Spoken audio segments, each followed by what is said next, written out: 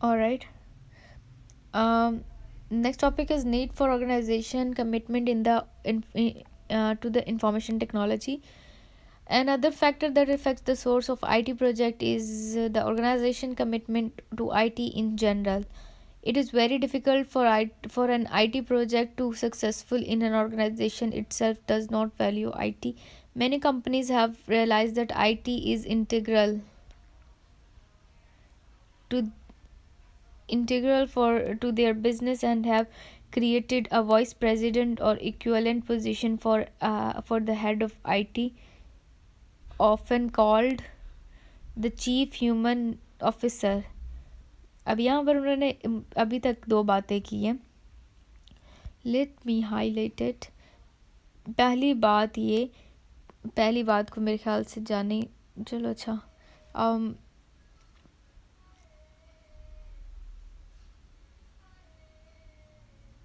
ये वाली कर लेते हैं line. Many companies have realized that IT is integral for their business to create a vice president equal to the position of the IT. अब वो कह रहे हैं कि बहुत सारी कंपनीज ने ये रियलाइज़ किया है कि उनके बिजनेस के लिए आईटी जो है वो इंटीग्रल है और have created a vice president और equivalent position for the IT head. और इसीलिए उन्होंने अपने आईटी हेड बनाया है जो कि इक्विवेलेंट किसके है, वाइस प्रेसिडेंट के इक्विवेलेंट है. मतलब वो वाइस प्रेसिडेंट की हैसियत रखता है जो आईटी के हेड है, आईटी का हेड है डिपार्टमेंट में. इतना उन्होंने इसको एम्फसाइज़ किया आईटी को अपने बिज़नेस में कि वो समझते हैं आईटी बहुत ज़्यादा इंपॉर्टेंट है हमारे बिज़नेस के लिए, लोग समझते हैं आजकल. और इसलिए उन्होंने एक ऐसे बिज़नेस में अपना आईटी का हेड रखा है जिसे हम वाइस प्रेसिडेंट कंसीडर किया जा सकता है, जिसे हम ऑफन कॉल्ड का मतलब है जो अक्सर कहलाता है या कहलाया जाता है चीफ इंफॉर्मेशन ऑफिसर, CIO. ठीक है, ये दूसरी बात होगी. पहली बात ये कि इम्पोर्टेंस मिल गई आईटी को, इतनी इम्पोर्टेंस कि वो आईटी का हेड बना दिए जो कि प्रेसिडेंट वाइस प्रेसिडेंट के इक्वल है. और उसके अलावा हम उसे एक नाम दिए है चीफ ऑफ इंफॉर्मेशन ऑफिसर, जो कि आईटी के अंदर मतलब हेड है जो आईटी का, उसका बता रही है. Some companies assign people from non-IT areas to work full time on large projects and increase in involvement from end user of the system. यार जैसे अब कुछ लोगों को आईटी की नॉलेज नहीं भी होती, नॉन आईटी से होते, लेकिन उन्हें कंपनी वाले असाइन करते क्योंकि उन्हें वर्कर्स की ज़रूरत होती है. वो उन्हें काम समझा कर कि ट्रेनिंग देकर और उसको हायर कर लेते ताकि वो उनका काम कर सके. यहाँ पे ये बात की है. सीईओ का बताया, CEO even take the strong leadership role in the promoting of IT. कुछ एक ऑर्गेनाइजेशंस में नहीं भी करते, लेकिन आजकल जो सीईओज है वो इसको प्रेफर करते हैं ऑर्गेनाइजेशंस में, एम्पावर कर रहे हैं कि आईटी इफ़ेक्टिवली वर्क करती है उनकी ऑर्गेनाइजेशन को सक्सेस देने में. आईटी का मेन रोल है. आईटी का मेन रोल अब आगे इसके अंदर कुछ भी याद करने वाला नहीं है, पढ़ने वाला नहीं है. हमें बस यही बताना है इसके अंदर सारे में कि आईटी कैसे किसी एक फर्म को और ऑर्गेनाइजेशन को वो कर रही है, क्या कहते हैं, सक्सेसफुल बना रही है. और आईटी यहाँ आपको टॉपिक कराया था need for organisational commitment to information technology. तो बस ये बताते जाओ कि इंफॉर्मेशन टेक्नोलॉजी कितना अहम है ऑर्गेनाइजेशन में. इंफॉर्मेशन टेक्नोलॉजी की वजह से आपकी कंपनी के प्रोडक्ट्स और मार्केट रेट कैसे बढ़े, वैल्यूज़ कैसे बढ़ी है, उसके अंदर सेल्स कैसे बढ़ सकती है, सब कुछ बता दो जो आईटी से आपको रेलेवेंट पता हो. ठीक है, ये कुछ करने की ज़रूरत नहीं है, ये भी वही चीज़ें बताई हुई है, बस आपने अपनी लफ्ज़ों में ये सब चीज़ें बतानी है. For the need for organization standards. Need for organization standard में क्या है, another problem in most organization is a lack of standards or guidelines to follow when performing project management.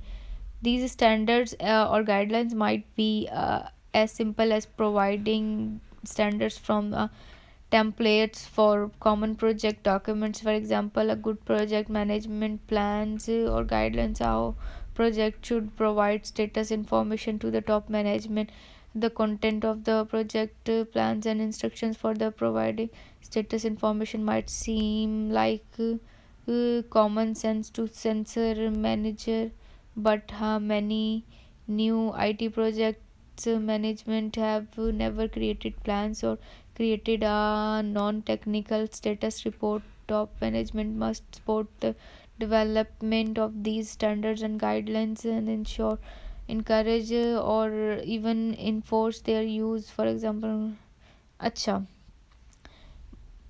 यहाँ पर ना ये शॉर्ट में ही आ सकता है, शायद आए भी ना, अगर आ जाता है तो स्टैंडर्ड्स का बता रहे हैं। इसके अंदर मेन जो की पॉइंट है उससे याद कर लो, उसके बाद अपना उसके समझ आ जाए तो अपने से लिखते जाओ उसको। वो कह रहे हैं ऑर्गेनाइजेशन की प्रॉब्लम में ये भी है कि लेक ऑफ स्टैंडर्ड्स और ऑर्गेनाइजेशन गाइडलाइंस होती है।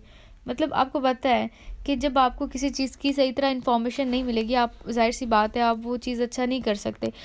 अगर हम इसके एग्जांपल अपने इधर से ले यूनिवर्सिटी से, तो अगर हमें कोई पेपर है उसकी हमें गाइडेंस ही ना मिले, हमें सिलेबस का ना पता हो, हमें उसके पैटर्न का ना पता हो, कुछ भी ना पता हो कि करना कैसे, पढ़ना कैसे, तो जब हमें यही नहीं पता तैयारी कैसे करनी है, तो पेपर कैसे कर सकते हैं हम उसका, अच्छा नहीं कर सकते ना।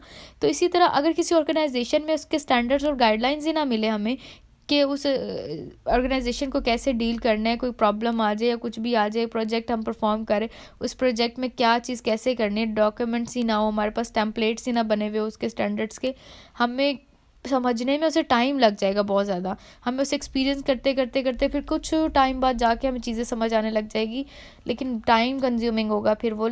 इसीलिए वो कह रहे हैं कि नीड फॉर ऑर्गेनाइजेशन स्टैंडर्ड्स की तो गाइडलाइंस होनी चाहिए, स्टैंडर्ड्स बने होने चाहिए, उससे ऑर्गेनाइजेशन सक्सेसफुल रहता है। और बस यही सब कुछ कहा हुआ है। इसको और अपनी जितनी आपको आती हो ना एग्जांपल्स या कुछ डेफिनेशन में लिखना हो आपने लिख देना। बस इसका मतलब यही होता है, लेक ऑफ स्टैंडर्ड्स और गाइडलाइंस होती है फॉलो करने के लिए, जिसकी वजह से प्रोजेक्ट सक्सेसफुल नहीं होते। अगर प्रोजेक्ट को सक्सेसफुल बनाना है, गाइडलाइंस और स्टैंडर्ड्स अच्छे होने चाहिए, क्लियर होने चाहिए, डॉक्यूमेंट्स बने होने चाहिए, हर यूज़र और हर स्टेक होल्डर को उस ऑर्गेनाइजेशन के स्टैंडर्ड्स और गाइडलाइंस मिलने चाहिए, और उसके लिए प्रॉपर ट्रेनिंग्स होनी चाहिए। इस तरह की चीज़ें आप लिख सकते हो इसके अंदर, ठीक है। और कुछ नहीं करना है, नीचे वाला तो बिल्कुल भी नहीं करना, इतना मुश्किल करके क्या करोगे ज़िंदगी में भाई। Project phrase and the project life cycle. अच्छा, इसको नेक्स्ट में करते हैं।